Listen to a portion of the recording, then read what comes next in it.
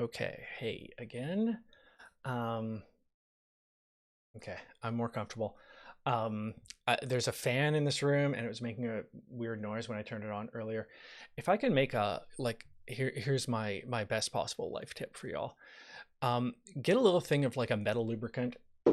Every like my mother-in-law thinks I'm a friggin' genius because it's like, oh, my door squeaks and I go drip drip. And anyway, the fan is quiet. I'm not going to sweat my way through this next hour. And what the hell was I talking about? Okay. I don't know. Maybe I'll just return to my notebook here.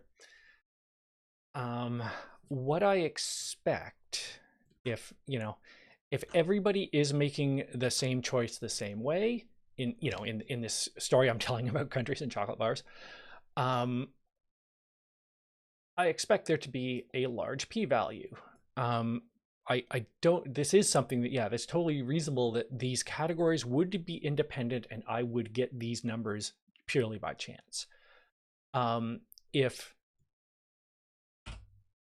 this group is more likely to choose this kind of chocolate over that, I would expect now, once again, if you have some belief about how likely was it to choose chocolate bar Y, then that belief changes if I tell you it's somebody from this country because they are more likely to choose it. Like, this is what I'm hoping to uncover here, and it is what I uncovered here. And once again, it's no, if I tell the story with these two labels, it's pretty clear that this causes that, I think. Again, I don't know. I don't know of anybody whose chocolate preference is so strong that they were willing to, like apply for permanent residency, right? Um, but that's not what the statistical test says. If I just change these labels to like, again, well,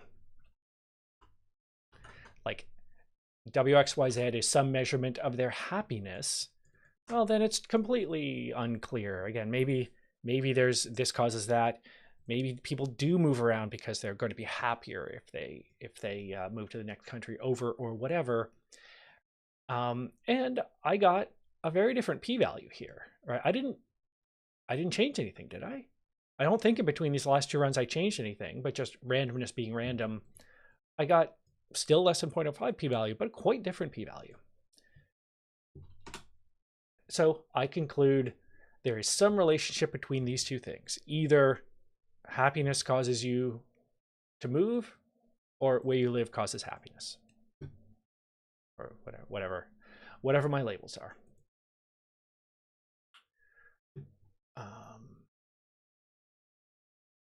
Okay. Let's do another thing that was not a statistical test a couple weeks ago when we first saw it, but it turns out is a statistical test. So I've got this kind of scenario where I have two variables, x's and y's, and I think they might be linearly related to each other. And what we did, or what you did last week or a couple weeks ago, whatever it was, you looked at the slope and intercept, right? And there's a good story there, fine. And I might have this picture again. So I've just randomly sampled, and I do have a linear relationship here, and I've just added some random noise in there. Maybe I'll add a little bit less just so my picture is more clear. There is probably, like, it feels to me like there's some linear relationship there. I can look at the slope and intercept.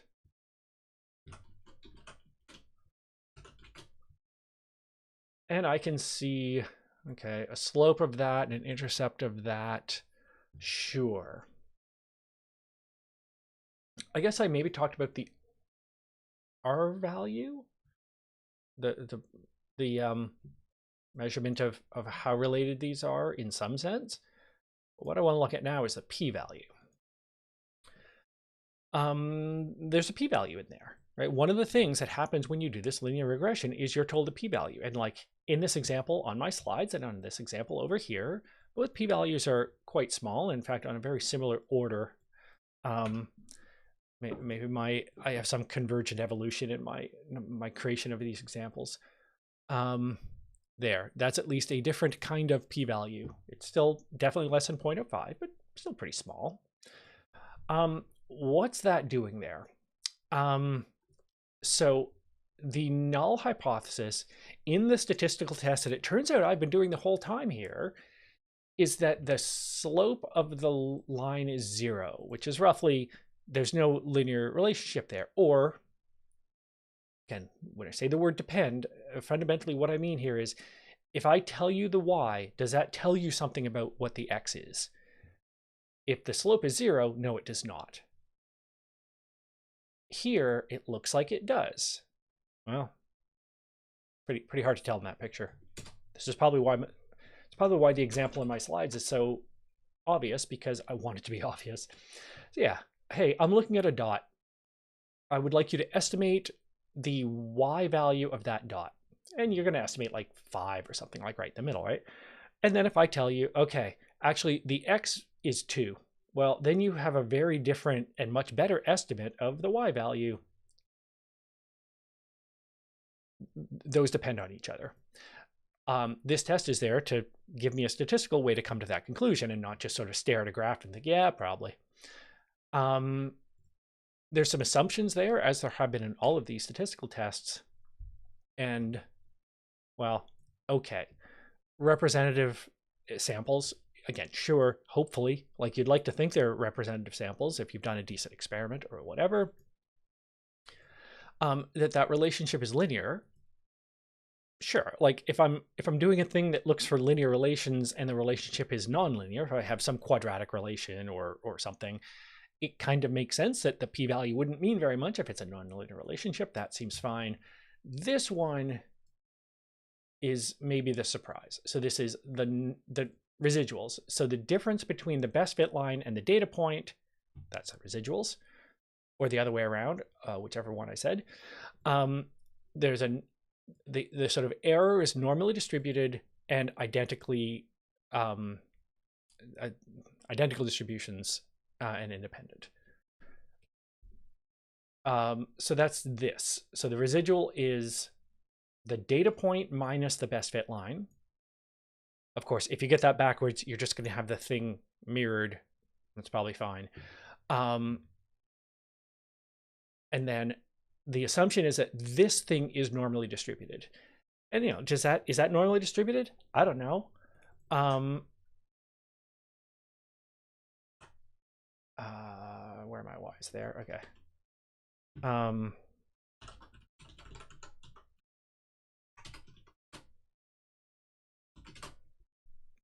Is that normally distributed?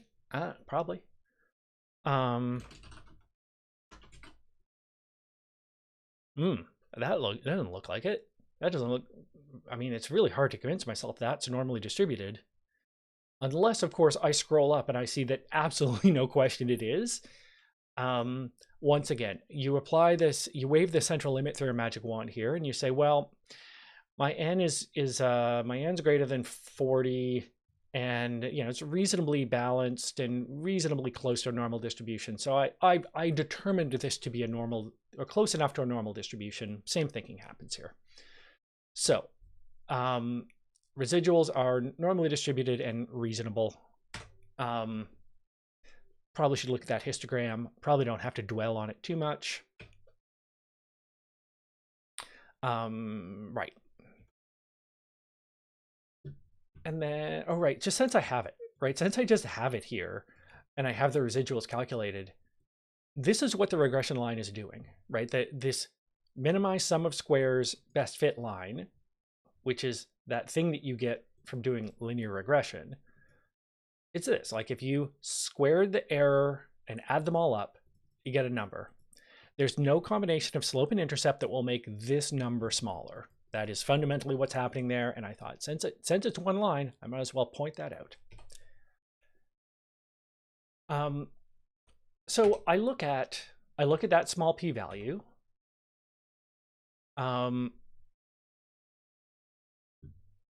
And I conclude the null hypothesis is false, because that's what you do with a p-value.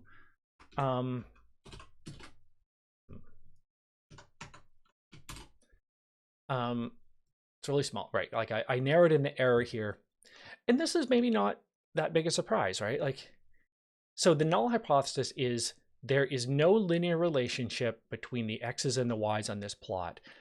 What you're seeing is just totally by chance, by totally just it's an accident that all these numbers are all bigger than those numbers.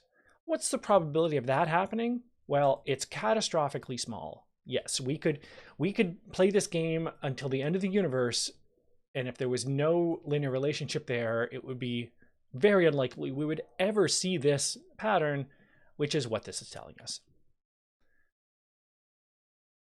So I conclude that, well, yeah, there's probably a non-zero slope there, some relationship, some linear relationship between those two things. The other thing that's going on there, the R value is the correlation coefficient. Again, I think it's Pearson's. Somebody always asks. I don't remember. Here's what I do know about it. That the R squared is the proportion of variance. So the R value is this correlation coefficient. Close to 1 means strongly positive correlation. Close to -1 means strong negative correlation. But it turns out if you square it, there's a much sort of more useful thing to say about that number, which is proportion of variance. So there's a bunch of stuff happening in the y values here. The y values change. They seem to range from like 3 to 7, right? And they have this standard deviations, whatever. Of the changing that's happening in these y values, if I tell you about this linear relationship and I tell you the x value, then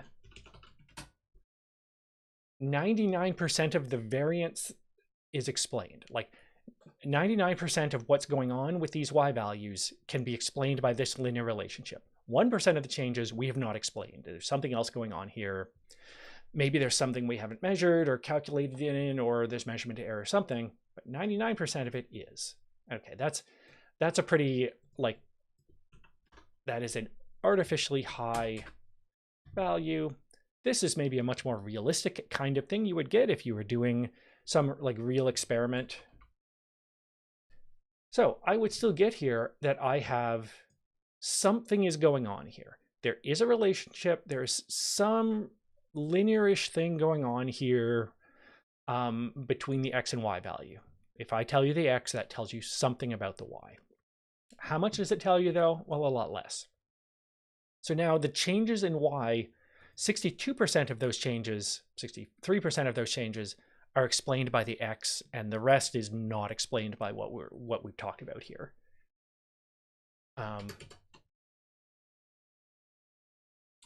Maybe I should reorder this, right? I should probably look at this before I do the statistical test. That's kind of the thing.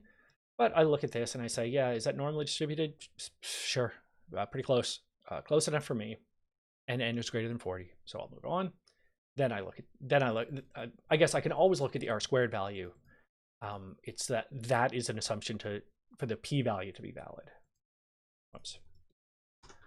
See, I've reordered my stuff, and then that happens. Okay.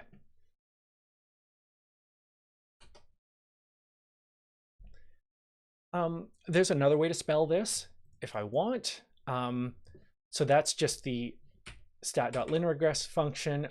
I'm going to now use the ordinary least squares tool from the stats models package. And the reason I'm going to do the exact same thing with a different tool is, I guess, because I feel like it.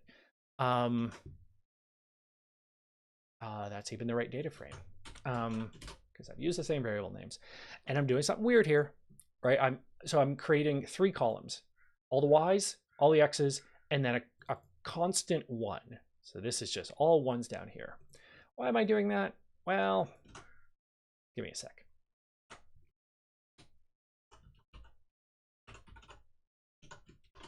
Can I? Oh, right. There's okay. I can print it, or and I get a text-based thing, or this. Okay. Now what do I get here? I get. What was my p-value back here? 1.2 times 22.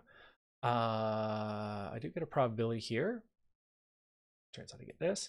I get the same Oh, I didn't even look at my slope and intercept. I guess I should. My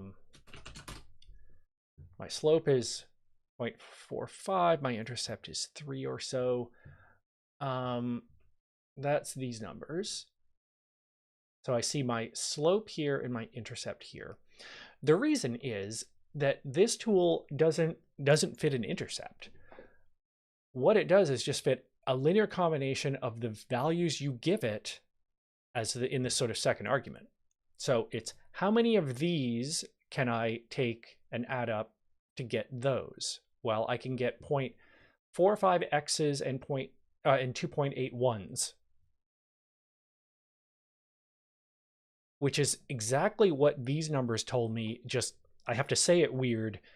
This is 0.45x plus 2.8. Here I said it's 0.45x plus 2.8 times 1. Okay, and that's why I created this, right? I had to trick it into fitting an intercept by giving it the ones.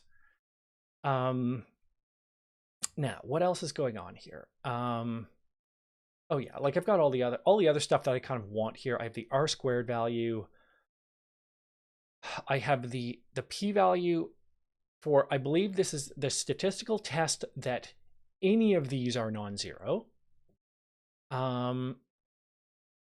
I've got the probability that, or the p-value for the test of this number is non-zero. Is this number non-zero? Yeah, like I probably have a non-zero slope and intercept in this story. It has done the normality test for me right here. Is that okay? Wait, I'm glad I left myself. Yeah, I said all those things. So yeah, this is fundamentally the same stuff that's happening in stat.linearregress plus a bunch more. If you want to think about all of this happening as a statistical test, then there you go. Again, if you print it, it looks like that. If you display it in a notebook, it looks a little prettier, but the same basic stuff.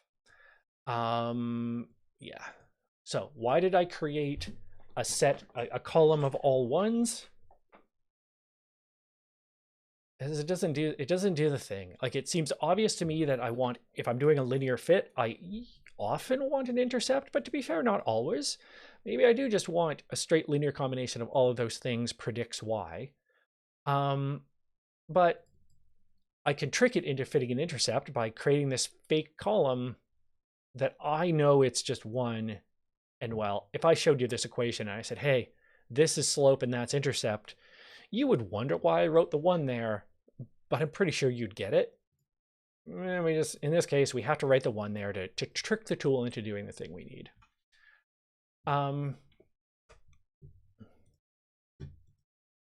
We're gonna keep doing regression.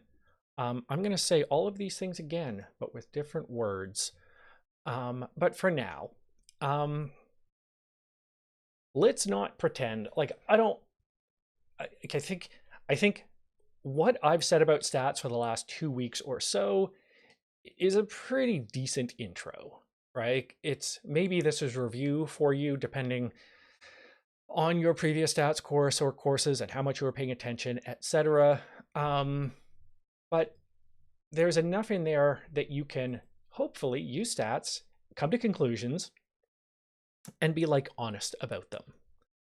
Once again, I will return to my stated goal for this this section of the course, that I think a lot of you, again, I don't know if you're CS or not, but a lot of you are hanging out over here. You know, if you're a stats major, hopefully you're moving rightward in this picture. I'm happy if you can just use stats to do stuff. Do not run a drug study. You know, do not analyze a clinical trial based on what I have taught you. I wouldn't. You shouldn't either. Right. Things I haven't done. God, I keep thinking about sliding in a paired test. Let's just come back to my example here. You know, as I've done this, Did I ever create a Jupyter notebook out of these? No, I did not. Not a Jupyter notebook, a data frame. You know what I mean.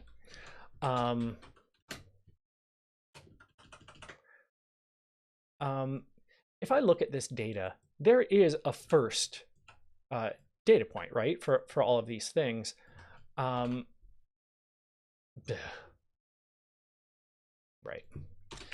This is why I never created a data frame out of them. But I can screw up my own example. That's just fine. If I had this, I threw them all in anything. I do have this, like, I have row 0. And the assumption that we've been making all the time is that there's no like, just being first is not special. It's not special that this W is first and this X is first and this Y is first and this Z is first. But maybe it is. Maybe you have done some experiment where it's like, well, we took a bunch of students and we asked them to experiment with different study methods. And each student tried both study method A and study method B, and half of them did A first and half of them did B first. But it's not like I just have a bunch of people who studied this way and a bunch of people who studied that way. I have the same person did both. And then presumably when I put my data together, I would have this picture of like, look, this is not just a random chance that these two numbers are beside each other. This is the same person who did this thing and then this thing, or whatever story you're telling for your experiment. A paired test is basically taking that into account. It's not that just I have a group of things and another group of things. It's that I have individuals in each group, and there's a paired t-test for that, and there's other paired tests for that. If you tell the test more about the situation, you're of course more likely to come to a good conclusion. Those are out there if you need them. The sort of experimental design, like designing a study or estimating, fundamentally this is, well, I think I know something about the world. And very often, right, like when you start an experiment, you shouldn't assume this is going to be the conclusion of my experiment, but often you have a sense, right? You have a sense of like, well, I'm pretty sure that the thing I'm measuring is twice as big here as it is there, or it's 10% bigger or something because of work that somebody has done before you, or because of some informal observations or whatever. And I guess the story is going to be gathering data is expensive. Right? I have to go and measure a thing and travel or whatever to get each data point. I don't want to have to, like, I don't want to collect 1,000 data points if 100 would have done the job. So the sort of study design of like, well, based on what I think is going to happen in this study, I would need 100 data points in order to get significance. So that's a valid thing to do. It's not valid to sample 99, have a large p-value, and then sample 100 and get a small p-value and stop. But again, before that, you could say, I'm going to do a study of 100 people. That's what I'm going to need, I think. And off you go. There's, of course, many other statistical tests out there. What did we talk about? 4 or 5 or something? I think that 4 or 5 is a good starting point. They're ones that cover a lot of pretty common scenarios, but there's a lot more under the sun. I'm hoping, again, one of the things that I guess I mean by like being over here in probably enough for most people range is that you can, like, I guess, read the Wikipedia page for a statistical test. Like, I think I can phrase it that way. Okay, new statistical test that I'm coming across because I Googled statistical test that looks for this, and I found somebody who described it, and then I go to the Wikipedia page and I think, geez, this does look like what I need.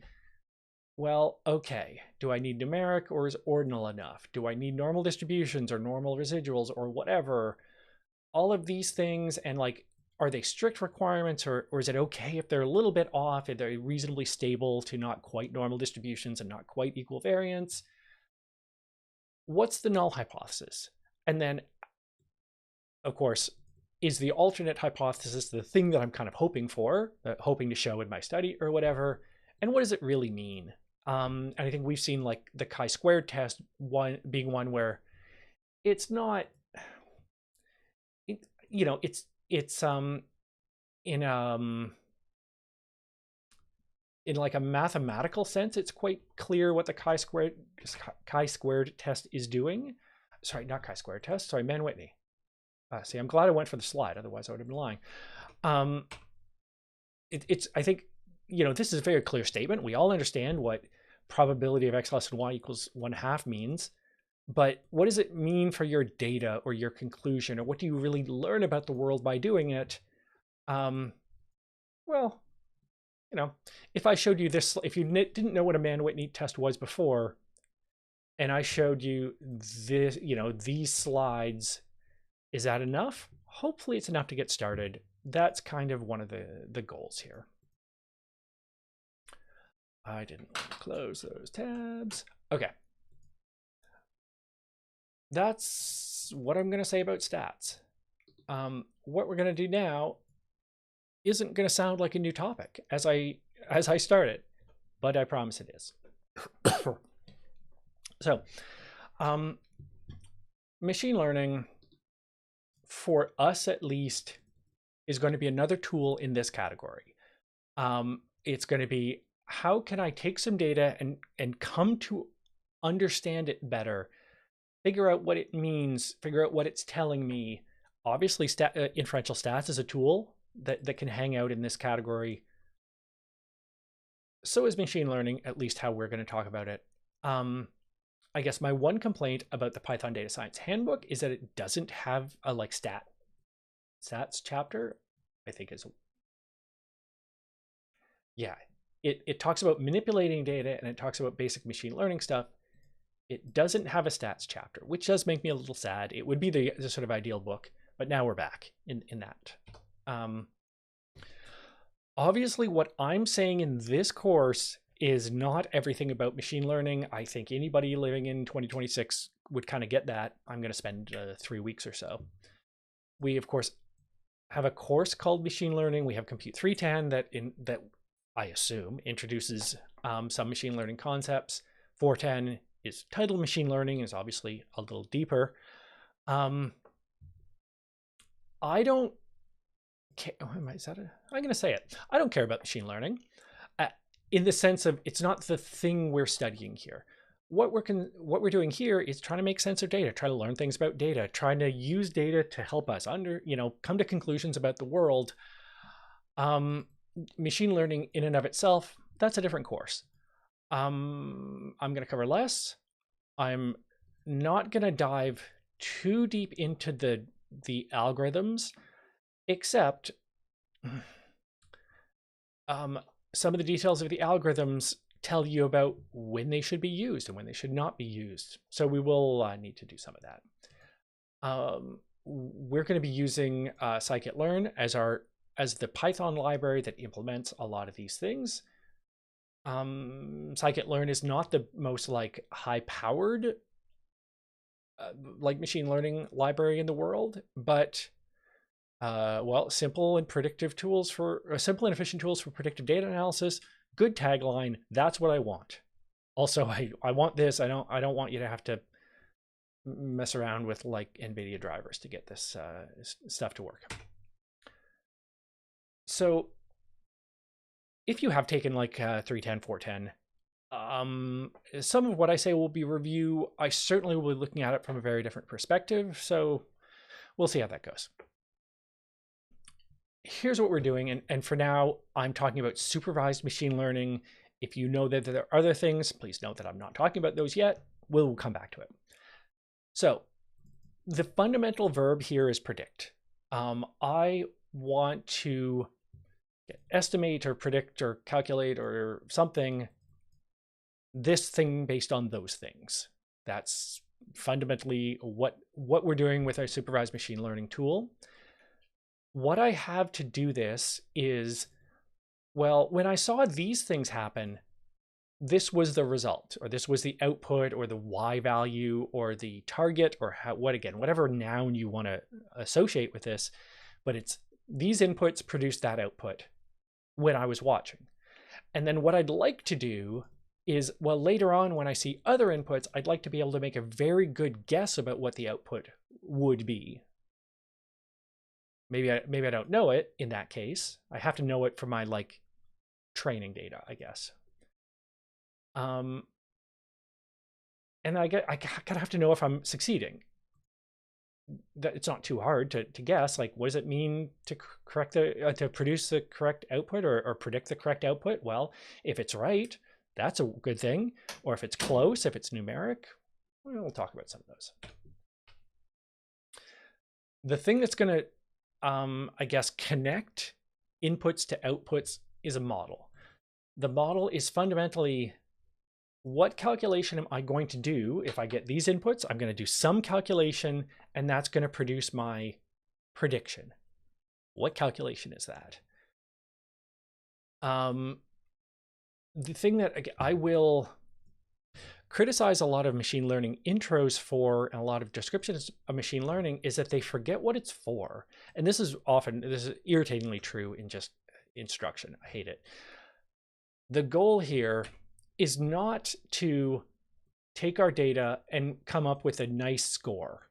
Like to just say, look, my model is good. My model is 0.9 and your model is only 0.8. Haha, I am better.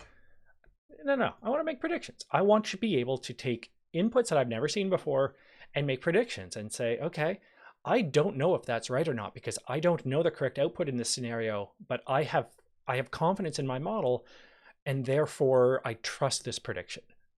That's the goal. I want to be able to get to that point. So the creation of this model is going to be a collaboration fundamentally. It's me, the programmer or the machine learning expert, or again, whoever the person, whoever this is that's in control, us. We are going to choose the sort of fundamental model. Like what family of calculations are we even considering here? And then there's going to be some things that we tweak. We say that, okay, well, I care about this, or this is going to get turned on and this is going to get turned off, or whatever. Those choices that I make are hyperparameters. And then the training these examples of correct input output pairs are going to be used to train the model. And that training process is going to fill in some other gaps. So in this model, there's a bunch of things that have to be known, I guess, to do the calculation and make the prediction. I'm going to fill in some. The training process, the training data, the known example data is going to fill in the rest. And like I said, I'm going to say the same things about linear regression, but with different words. Well, yep. Here's what we did before, right? What we said was, I can do a best fit line, and maybe I mumbled minimize sum of square error when I did that. And then I said, I got a slope and intercept. And then when I was talking about it in the context of a statistical test, I said, hey, look, a p-value. But I don't want to look at it as a statistical test anymore. I want to look at it as a machine learning technique. So again, let's remember that, like, the slope and intercept here, the 0.5 and negative 1.5 slope and intercept. Okay, now I'm going to spell things differently. So sklearn is scikit-learn. Python module names aren't allowed to have a hyphen in them, so I assume that's why scikit-learn gets spelled sklearn. There's a linear regression tool in there. And okay, well, you know, I get my house in order, right? I get my data types right and whatever. I say my model, because it's a model now, because I'm on the linear regression slide deck, my model is going to be linear regression with an intercept. Well, we saw in the last slide deck that there's, like, you know, sometimes I might want to fit an intercept, sometimes I might not, and basically fix the intercept at 0. I choose this, and this is a hyperparameter on this slide deck. This is, the machine learning expert or programmer or data analyst or whatever, have made this choice to put true there. And I've also chosen that I will choose to understand the prediction as a linear calculation from the inputs. And then I take my data that I've now determined, that I've now realized is called training data, and I take the known x's and the known xy pairs, I guess, that, you know, these x's produce those y's, and I fit. Oh, well, it was called fit over here too, right? It was a best fit line. I fit the model to the data, and then I get this. I get, oh, the exact same slope and intercept, give or take a little floating point error that I got a slide ago. Okay, so what did I do? Yeah, like I said, I have a little bit of like data shape issue to sort out here. The machine learning tools expect the X values to be a matrix where each row is an observation, and then the Y values are a same size one-dimensional vector, where like first row here corresponds to the output that was the first entry here. So I have to satisfy it, right? I have to create a two-dimensional matrix with n rows, and then my Y values are just n values in a vector. So I like whatever way you do that, right? Here, I've stacked and I've said, I'm going to stack all of these things beside each other. I mean, there's only one thing, but that's okay. It gets me the shape I want. Or I could reshape, or I could just create a dang data frame. That's also totally reasonable. Is that what I'm going to do? Not this one here. Yes, it is. Do I at any point, I do have look, I have a data frame right here. This is a very convenient one. I have my X's and Y's. Okay. So let's, that and that. No, that. There it is. Okay. Yeah, I have the things that I've like measured or whatever, the things I know about the world. That's well, again, I only have one column of like information here of inputs, and it's this. Okay, so sure, I need a two-dimensional thing with n rows and a column corresponding to each thing I've measured. Well, that's this. It could be a NumPy array. It could be this. That's cool. And then the thing that I'm trying to predict, or the Y value, or the target, or again, however you want to think about it, sure. As a one-dimensional thing that's the same size. Yeah, I have 100 values in like a vector. I have 100 rows in a matrix. This is also a perfectly valid way to do this. And then, well, I got some importing to do. And let's do this. Okay. That, and in fact, let's do that. Okay. So I create my model. So at this moment, like after this line, I have a model, like maybe I'll do that. Like, I have a model that is like ready to go. The expert, have filled in the hyperparameters. The model isn't yet trained. I haven't given it data that it has used to figure out the parameters. So again, hyperparameters I choose, parameters are part of the training process, which is what this is going to be. Where did my thing go wrong here?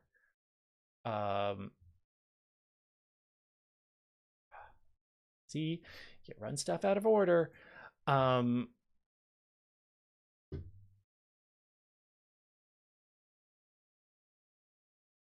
Okay, I'm confident. So yeah, like I could look. I mean, I could have a look at the model here. Look how pretty. I don't know. I guess it has parameters. They're not. Oh, these are hyperparameters. These are things that I chose, and some of them I just chose the default. But usually I wouldn't look at that. Usually what I would do is train it. Okay, it still doesn't actually show me anything. This started happening a few scikit-learn versions ago. oh, it does know that it's fitted. That's fun. That like the dot fit method returns the model, which, okay, sure. I guess it does know. I mean, that's fun that it has these, you know, handy little, great, I suppose. If I care about that, then fine. If I don't care about it, if in a Jupyter notebook, if you put a semicolon at the end, it suppresses that return value just so you don't look at it if you don't care. I don't usually care about that.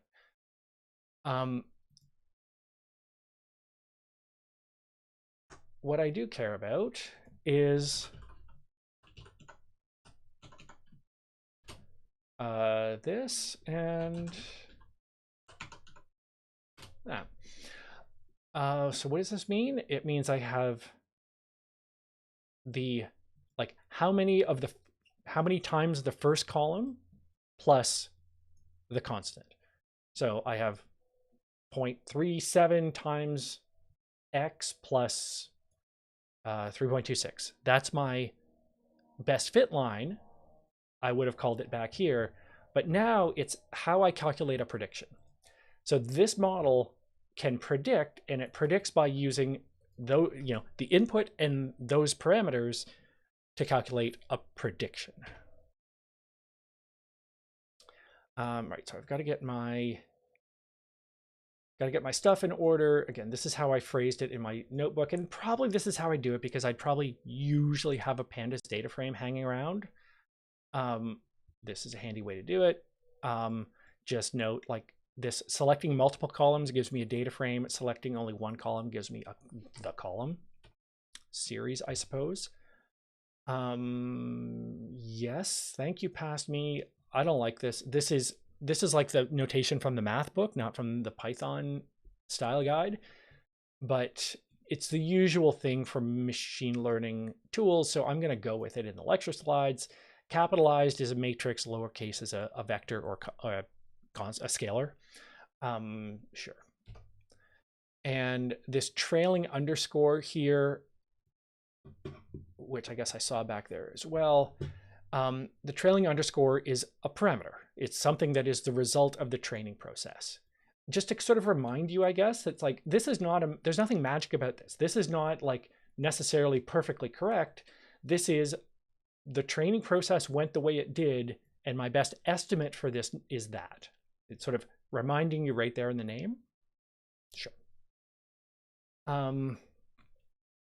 So yeah, I am sort of starting here with the model selection and hyperparameter filling in by myself as an expert or whatever, and then take these known values, right? I have looked at the world, I have measured, and I've seen these couple hundred points, however many I generated, where in this case, I don't know, this data point or whatever, the X value of 4.1 did result in the Y value 3.5 or something, right? Like, that is a data point that I saw and I measured.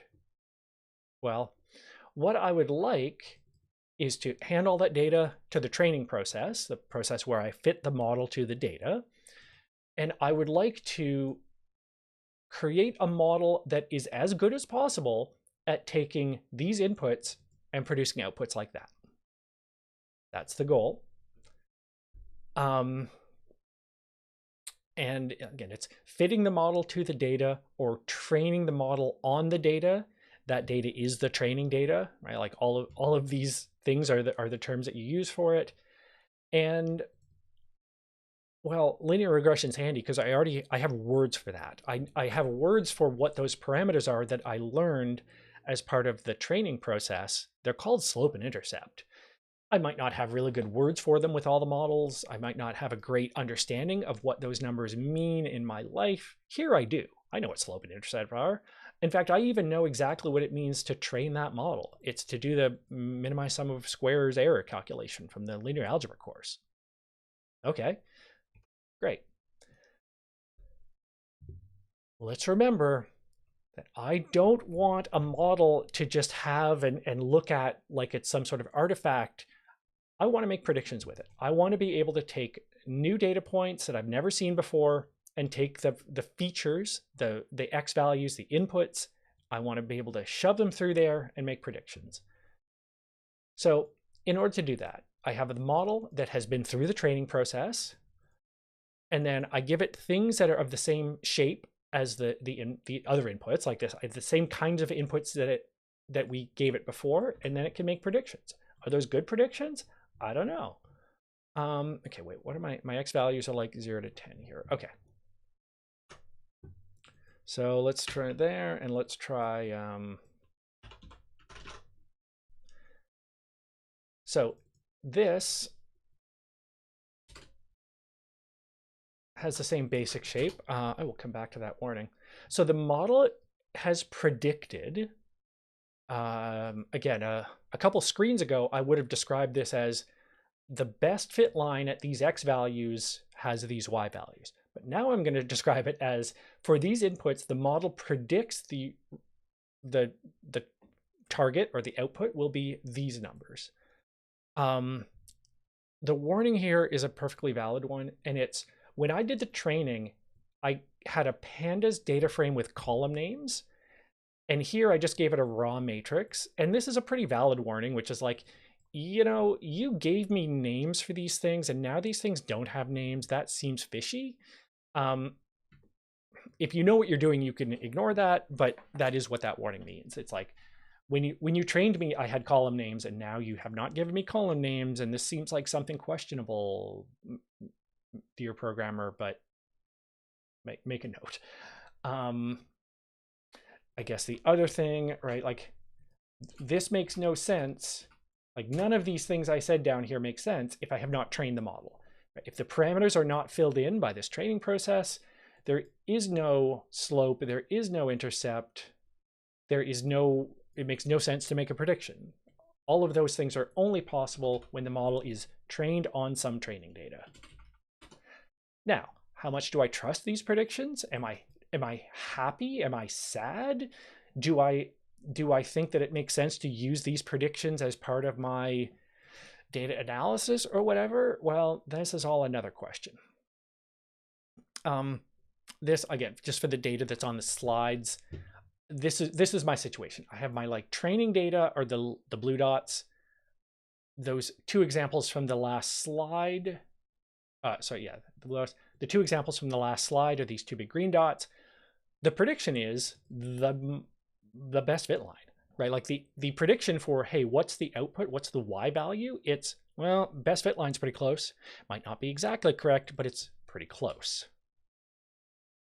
So this is what we've just done. These are, like, again, model and hyperparameters are my choice. Parameters are the result of the training process on known correct data.